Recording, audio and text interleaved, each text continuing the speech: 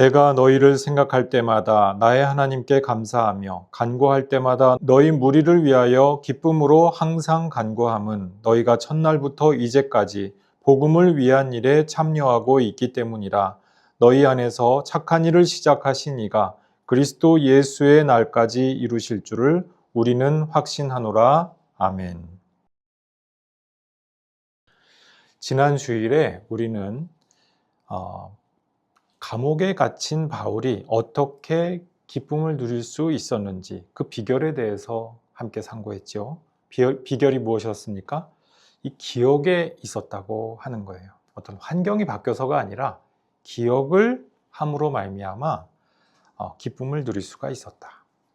빌립보 성도들을 기억할 때마다 바울은 하나님께 감사할 거리를 발견할 수가 있었습니다. 그리고 그 감사 안에서 기쁨을 길어 올렸더랬죠. 오늘 본문 말씀은요, 그 기쁨의 근원이 무엇인지 구체적으로 보여주고 있습니다. 그러면서 우리에게 하나의 날카로운 질문을 던집니다. 우리 인생이라고 하는 이 문장에서 우리 인생을 문장으로 친다면 과연 누가 우리 진짜 주어가 됩니까? 라고 하는 이 물음입니다. 우리는 살면서 끊임없이 우리 인생의 문장을 쓰고 있죠. 내가 원하는 대학에 가겠어. 내가 내 가족을 남부럽지 않게 지켜내 보이겠어.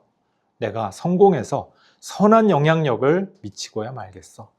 나는 내 신앙과 인격을 더 훌륭하게 다듬어 낼 테야. 이 문장들의 공통점이 무엇입니까? 주어가 전부 누구죠? 전부 나라고 하는 사실이에요. 자, 내가 인생의 주어가 되는 그러한 문장을 계속 써내려가다 보면 어떻게 끝이 날까요? 내 능력이 바닥나는 곳에서 그 인생의 문장은 끝난다고 하는 사실입니다. 내 의지가 꺾이는 곳, 통장 잔고가 마르는 곳, 건강이 무너지는 곳에서 여지없이 그 인생이라고 하는 문장에 마침표를 찍게 된다라고 하는 사실이에요. 내가 주어가 돼서 만들어내는 이야기는요, 결국 내 한계의 크기를 한치도 벗어날 수가 없겠죠.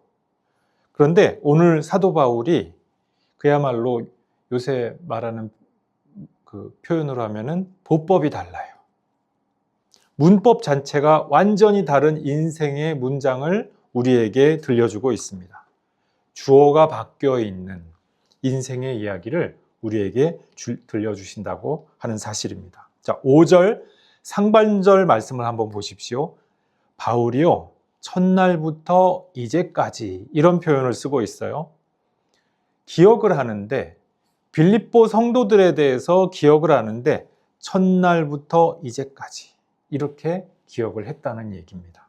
이 짧은 구절에는요, 굉장히 깊은 무게가 담겨 있습니다. 우리 이제 빌립보서를 계속해서 읽어가게 될 터인데, 빌립보서를 읽어보면은 바울과 빌립보 교회의 관계가 항상 그렇게 순탄치만은 않았다라고 하는 것을 알 수가 있을 겁니다. 오해도 있고요, 분란도 있습니다. 근데 지금 무엇보다도 지금 바울이 어때요? 멀리 떨어져 있잖아요. 차가운 로마의 감옥에 갇혀 있잖아요. 이게 눈앞의 현실을 보면은 실망하는 게 자연스러워요. 절망하고 울고불고 하는 것 흉이 아닐지도 몰라요. 그런데 지금 사도 바울은 어떻게 하고 계시느냐? 기억을 합니다. 그냥 기억을 하는 것이 아니고 첫날부터 이제까지 낱낱이 깨알같이 다 기억을 떠올립니다.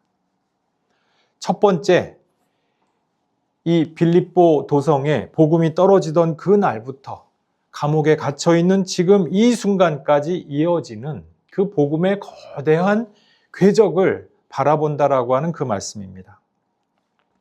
자, 우리가 고난을 마주할 때 겪는 가장 큰 위기가 무엇인지 아십니까? 고난 그 자체가 아니에요.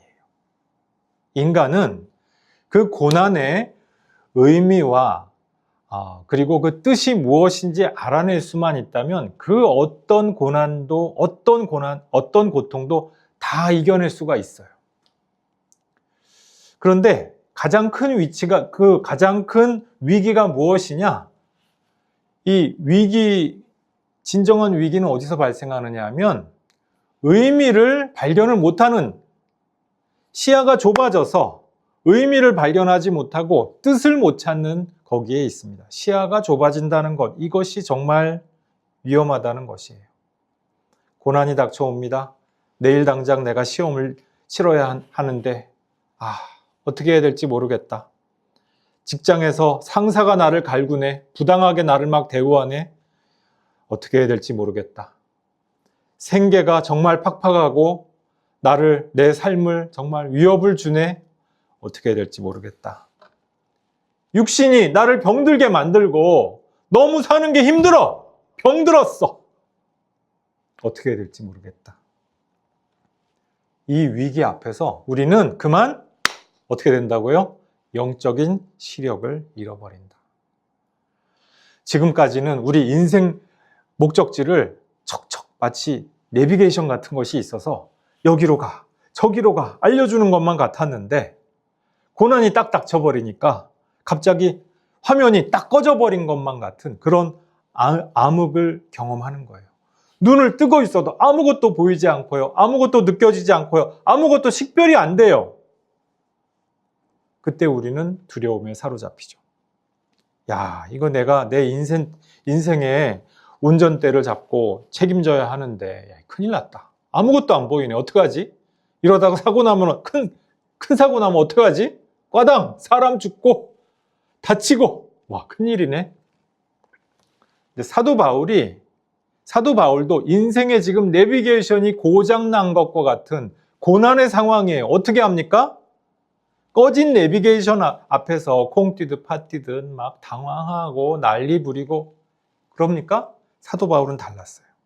사도 바울은요, 자기 인생이라고 하는 그 차에 장착되어 있던 블랙박스의 메모리를 열어보는 거예요. 과거에 어떤 기록이 있었나를 재생해 본 거예요. 그 블랙박스 안에는요, 사도 바울이 한 일이 담겨 있는 것이 아니었죠. 하나님이 주어가 되셔서 일해오신 그 기록이 담겨 있었다. 빌립보 강가에서 루디아라고 하는 그 한 여상인의 마음을 열어서 함께 기도하는 기도의 동력자가 되게 하신 일. 깊은 밤에 감옥에 투옥되어 있는데 그 감옥문을 지진으로 부수고 간수를 구원하시고 그 가족을 구원케 하셨던 일. 그 모든 하나하나의 그 깨알과 같은 블랙박스의 기록들, 첫날부터 이제까지의 그 기억을 하나하나 재생해 보니까 사도 바울이 어때요? 확신이 드는 거예요. 내 인생차에 운전대를 잡고 계시는 진짜 주어는 내가 아니었구나. 하나님이시었구나. 이 기억은요, 단순히 과거로의 도피가 아니에요. 하나님께서 내 삶을 이렇게 움직이셨지, 이렇게 이끄셨지, 이렇게 개입하셨지, 이 고통스러운 현실 가운데에서도 하나님께서 내 인생이라고 하는 이 차를 직접 운전하시고 내 인생이라고 하는 이 문장을 직접 써주고 계시지. 이 거대한 구원의 역사를 내 삶의 이야기 가운데서 발견하는 바로 그 행위라 이 말씀이에요. 그래서 우리가 감사하면 기쁘고 기분 좋을 때 하는 것 같지 않습니까? 그런데 감사라고 하는 것은 단지 기분 좋은 감정 상태가 아니라고 하는 사실이에요. 우리 그리스도인들은 기뻐할 수가 있습니다. 항상 기뻐하라. 기뻐할 수가 있어요. 근데 항상 기분이 좋습니까? 항상 요새 무슨 뽕 맞은 것처럼 시쳇말로 뽕 맞은 것처럼 맨날 기분이 좋습니까? 그거 이상한 거죠. 병원에 가봐야 되죠. 아니죠. 그냥 기분이 단지 좋아서 항상 기뻐할 수 있는 것이 아니에요. 항상 감사할 수 있는 것이 아니에요. 내 인생의 주도권이 하나님께 있음을 선언하고 내가 하나님께 속해 있음을 선언하니까 거기서부터 감사하는 태도가 나옵니다. 내 삶의 여건과 내 삶의 모든 스토리가, 심지어는 내 고난과 역경과 내 연약함까지도 하나님께서 친히 그 가운데에서 일을 만들어 가시는구나.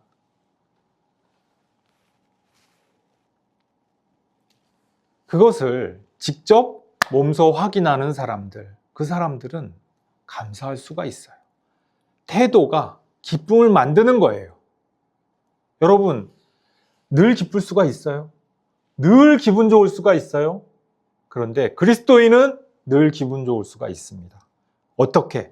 감정 상태가 늘 들떠 있어서 그래서 기쁩니까? 그래서 하하호 맨날 웃습니까? 아니에요. 그리스도인의 기쁨, 그리스도인의 희락은요, 달라요.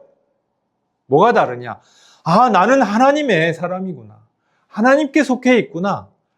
감사하다. 나의 고난도, 역경도, 나의 연약함도, 나의 부족함도 이 가운데에서 하나님께서 나에게 말씀하여 주시고 나와 함께 만들어 가시는 그 이야기가 있구나. 이것을 깨닫는 데서부터 감사가 용서주신다, 그 말씀이에요.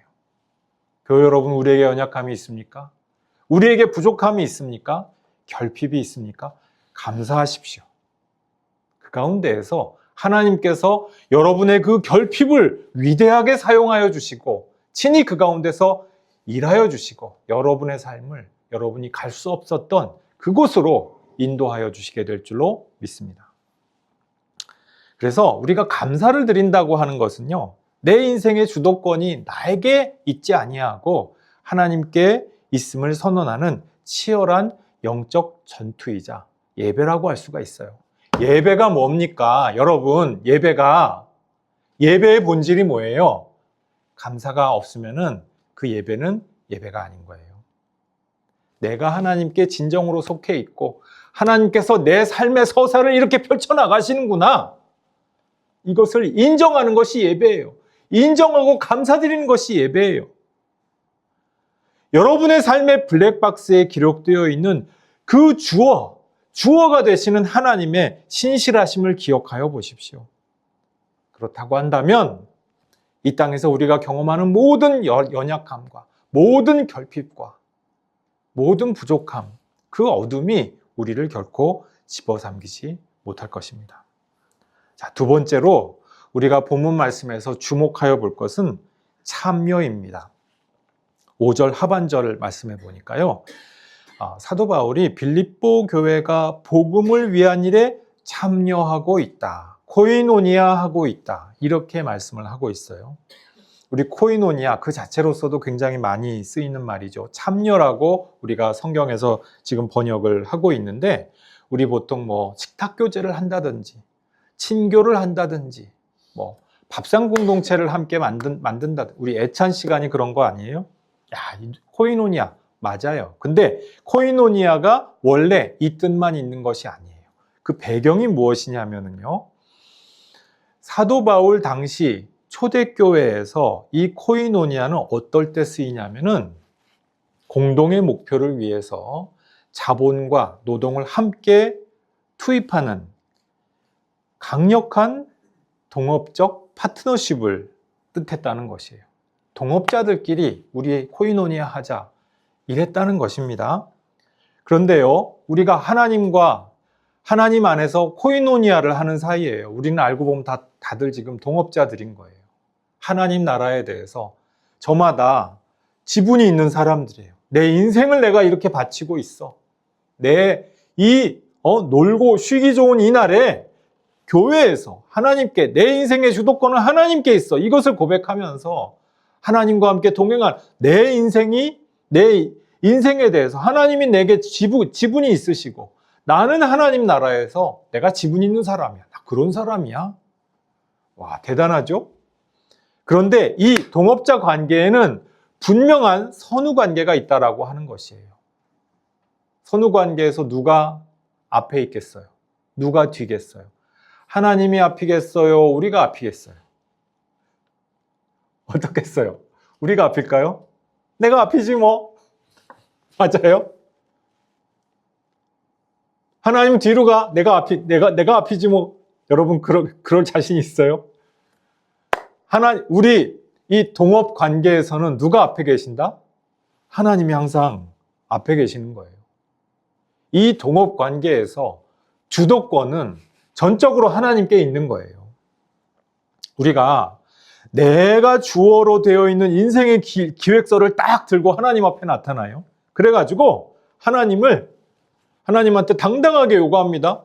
하나님, 내가 인생 계획서를 이렇게 썼는데 당신은 말이지 내 인생 계획을 이렇게 이뤄내야 돼. 그러면서 하나님을 하청업체 취급하네.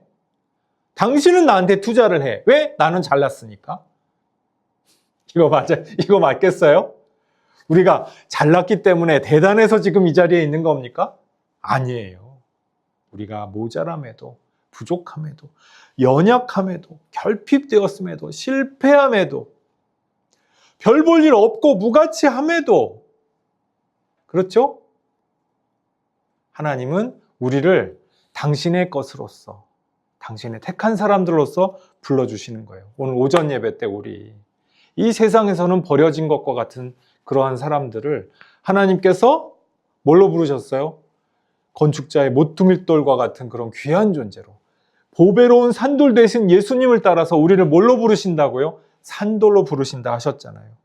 야, 내가 이렇게 교회에 봉사하고 내가 이렇게 헌금하고 예배 시간에 참석하면서 내 시간을 투자하는데 하나님은 내 자식을 좋은 대학에 보내주셔야지, 내 사업을 성공하게 해주셔야지, 내 인생에 좋은 일만 가득하게 해주셔야지. 맞습니까? 하나님이, 이것이 하나님을 주어로 삼는 자의 태도겠어요? 하나님을 도구로 삼는 것이죠. 내가 어떻게든 내 인생의 주어 자리를 꿰차겠다. 이 지금 심보로 하나님 앞에 나오고 있는 거 아니겠어요? 근데 사도 바울이 지금 말씀하는 빌립보 성도들의 참여는 방향이 완전히 반대였다라고 하는 사실이에요. 복음의 동업자가 된다고 하는 것은 무엇입니까? 하나님이 우리의 하청업자예요? 아니죠. 하나님께서 우리의 원청이 됩니다. 원청과 하청 알죠? 하청의 반대는 뭐다? 원청이잖아요. 그렇죠? 그런데 하나님이 우리와의 그 관계, 동업 관계에서 철저하게 주도권이 있는 원청이 되시는데, 이 주어이신 하나님께서 우리를 당신의 작업 현장으로 파견하여 주시고 투입하여 주시는 그러한 관계. 지금 우린 그런 관계에 있어요. 내가 세상을 바꾸는 것이 아니죠. 세상을 구원하기 위하여서 예수께서 십자가를 지고 앞서서 걸어가신 그 고난의 길, 그 하나님의 선교의 길, 그 뒤를 우리가 함께 따라가고 있다라고 하는 그 사실이에요. 우리 인생의 주어가 하나님 되신다고 하지 않았어요? 어디에서 일하고 계십니까? 하나님은. 교회 안에서 물론 계시죠.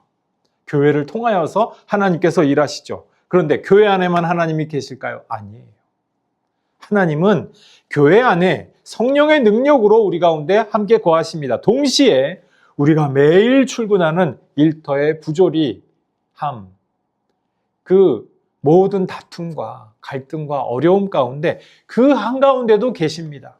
억눌린 이웃의 눈물 속에 계십니다. 불의한 사회 구조 속에서 성령께서 말할 수 없는 탄식으로 오늘도 함께 하신다라고 하는 그 사실이에요. 그 가운데에서 하나님께서 일하고 계셔요. 자, 그러니까 십자가 복음을 받고 저는 예수님 믿을래요. 예수님 믿는 게 좋아요. 예수님의 사람들은요, 더 이상 내 성공이라고 하는 이 좁다란 자아의 감옥에 갇혀 있기를 거부하는 사람들이에요. 그것을 부술 용기가 있는 사람들이에요. 하나님께서 더 넓은 곳에서 더 스케일이 크게 지금 일하고 계시는구나. 어떻게? 내 자아, 여기에 내 욕심, 내 아집, 여기에 갇혀 있는 것이 아니라 내 이웃과 이 세상의 아픔 가운데에서, 그 가운데에서 주님께서 현존하고 계시는구나. 거칠고 차가운 세상의 현장 가운데에서 말할 수 없는 탄식으로 우리가 함께 협업하기를 기다리시며 거기서 함께 계시는구나. 예수의 사람, 믿음의 사람이란 어떤 사람입니까? 바로 그 삶의 자리, 우리의 삶의 자리 가운데 우리 시간과 물질과 노동을 투입하는 사람이 되는 줄로 믿습니다. 예배란 무엇입니까? 내 소원을 빌기 위해서 앉아있는 투자 설명회 같은 것이 아니라는 것이에요. 주어이신 그리스도의 사역 현장으로 지금 파견받기 위한 그 거룩한 파송의 시간이 되는 줄 믿으시기를 부탁드립니다. 자, 마지막으로요, 확신에 관하여서 6절 말씀에서 사도 바울이 이렇게 선언하고 있습니다. 너희 안에서 착한 일을 시작하신 이가 그리스도 예수의 날까지 이루실 줄을 우리는 확신하노라. 여기서 착한 일이라고 했잖아요. 근데 잘 우리 살펴보십시오. 이 착한 일이 누구의 착한 일이죠? 우리의 착한 일인가요? 하나님의 착한 일인가요? 누구의 착한 일이에요? 우리의 도덕적인 선행이나 종교적인 공로가 아니라고 하는 사실이에요. 여기서 우리 헷갈리면 안 됩니다. 하나님께서 우리 안에서 시작하시고 이끌어 가시는 구원 사역 전체가 바로 여기서 말씀하시는 착한 일이라고 하는 것이에요. 물론 빌립보 성도들이, 빌립보 공동체가 착한 일을 했죠. 그렇죠? 헌금을 모아서 사도 바울에게 전달하기도 하고, 바울이 감옥에 갇혀 있을 때 위에서 열심히 기도도 같이 하고, 함께 복음으로 협업하기도 하고 동역자로서 열심히 했죠. 착한 일을 한 것이 사실이에요. 그럼 이것이 내가 이렇게 했는데, 내 구원인데, 내 공로인데, 맞아요? 내 선행인데, 아니에요. 사도 바울이요, 어떻게 말씀을 하는지 잘 보십시오. 너희가 끝까지 잘 버텨서 잘 해낼 줄로 나는 확신한다. 본문에 그렇게 돼 있죠? 맞아요? 아니에요? 본문에 그렇게 돼 있어요? 너희가 끝까지 잘 버텨서 해낼 줄로 나는 믿습니다. 그렇게 돼 있어요? 아니죠. 아니에요. 하나님이 이루실 것을 나는 확신한다. 이렇게 말씀하셨다는 것이에요. 확신의 근거가 어디에 있어요? 나의 신실함에 있지 않아요. 너의 신실함에 있지 않아요. 우리의 신실함에 있지 않아요. 철저히 누구의 신실함이라고요? 하나님의 신실함에 있다. 우리는요, 사실 우리 자신의 연약함에 절망할 때가 많습니다. 우리가 우리 스스로의 부족함을 보면 볼수록 이게 너무 정말 우리의 흑역사들이 막 그냥 파노라마처럼 펼쳐지는 거죠. 이불킥을 하는 거지 막. 우리의 흑역사를 생각해 보면 아우 내가 왜 그때 그랬을까 그러면서 막 그냥 그 발이 막 그냥 이불킥을 하느라고 막 그 허공을 막 후적후적 되면서 이불킥을 하게 되죠. 연약함에 절망을 하게 돼요. 신앙생활을 오래 했다고 흑역사가 없느냐, 내가 이불킥을 하지 않게 되느냐, 천만의 말씀이에요. 여전히 이기적입니다. 여전히 사업에 실패하죠. 여전히 자녀 양육이 좌절하죠. 나이가 들면서 100세 시대라는데 언제나 건강했으면 좋겠는데 몸이 쇠약해지고 어디가 썩어간대. 육신 앞에서 무너지죠. 내가 인생의 주어가 될 때는요, 내 삶에서 발생하는 여러 가지 문제, 여러 가지 실수, 실패, 낭패, 이것이요 그냥 치명적인 마침표가 돼버리는 거예요. 야, 나 이걸로 인생 종치나 보다. 끝장이다. 우리가 연주회 때 신나게 연주를 하는 거예요. 바이올린 안보를 해가지고 열심히 했는데 삑사리가 씩 나버렸네? 불협화음이 휙 나버렸네? 어떻게 해요? 그 연주를 전체를 망쳐버렸다. 기가 팍 죽어가지고 무대를 그냥 내려와요. 우리가 내 스스로가 내가 독주를 한다고 생각하면 그거는 끝이에요. 인생에 삑사리가 났을 때, 내가 연약한 지경이 됐을 때, 고난에 빠졌을 때 끝이에요. 그런데 하나님이 주어이실 때 이야기는 완전히 달라진다라고 하는 사실이에요. 하나님께서 우리 인생이라고 하는 이 오케스트라를 완벽하게 지휘해 주시는 완벽한 마에스트로가 되세요. 우리 인생의 지휘자가 되시는 하나님은요, 우리가 내는 불협화음, 우리의 삑사리, 인생의 절망과 실패와 낙심, 연약함, 결핍, 심지어는 세상의 부조리와 모순과 고난, 불길한 음표들 전부 어떻게 만드셔요? 전부 합력하여서 뭘 만드신다? 합력하여 선을 이루게 하신다. 하나님은 우리 인생의 모든 삑사리를 어떻게 한다고요? 합력하여 선을 이루게 하시는 분이다. 아멘. 그렇죠? 그리하여서 마침내 그리스도 예수의 날이라고 하는 종말의 그날에 모든 것이 합력하여서 하나님의 선을 찬양하고 드높이도록 영화로워지도록 완성해 가고 계시는 중이다. 그래서 그리스도인들이 확신을 하는 거는요, 야, 다 잘 될 거야. 나는 믿어. 신념이지 뭐. 그리스도인은 이런 낙관론이 아니라는 사실이에요.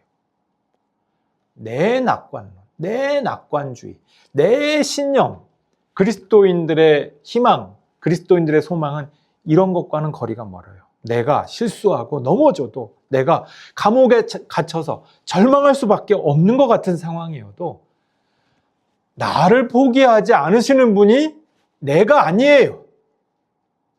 나를 끝까지 포기하시지 않는 분이 누구라고요? 하나님이 나를 포기하지 않으세요.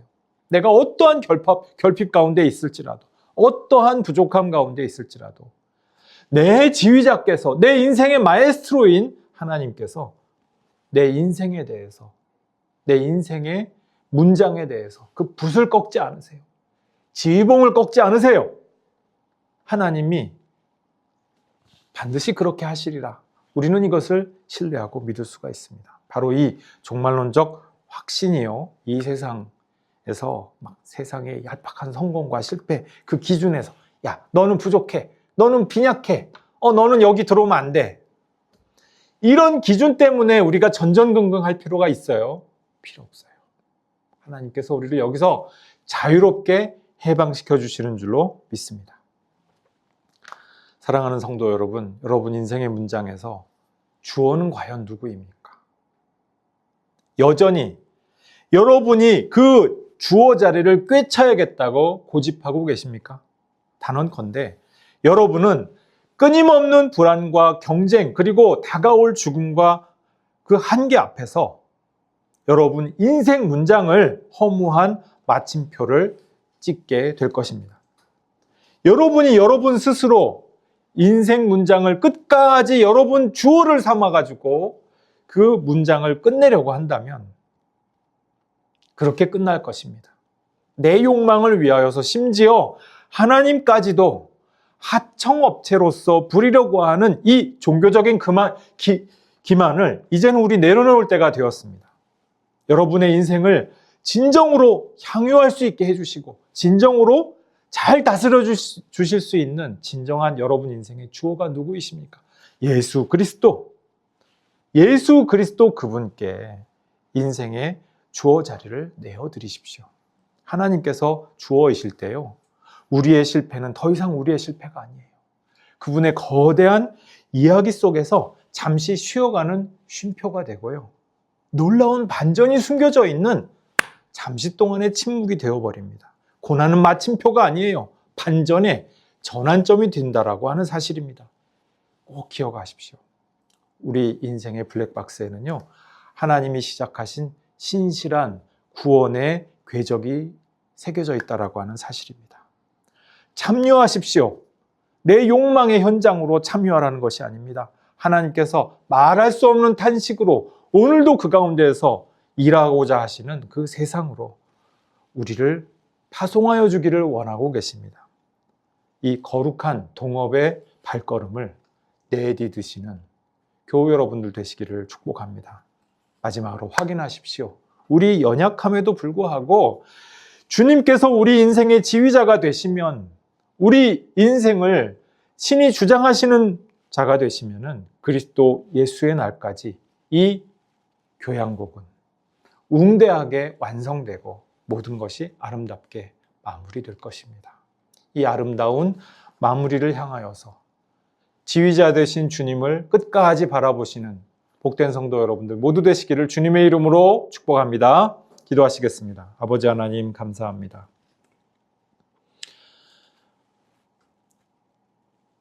우리 인생의 주인이요 진정한 주어가 되시는 주님의 이름을 이 시간 다시 확인합니다. 우리가 이 땅에서 인생 문장을 써내려갈 때 내가 주어 자리를 꿰차겠다고 더 이상 고집부리지 않게 도와주시고 참다운 주어가 되시는 예수님께 우리 인생을 온전히 내어 맡길 수 있도록 은혜 내려주시고 함께하여 주시옵소서. 우리의 모든 결핍과 우리 인생의 모든 고난과 내 인생의 모든 삑사리들까지 모두 아름답게 전환시켜 주시고 변화시켜 주실 주님의 그 손길을 기대합니다. 우리 인생에 평생 동행하여 주시옵고 주님께서 친히 역사하여 주시옵소서. 예수님 이름으로 감사하며 기도드리옵나이다. 아멘.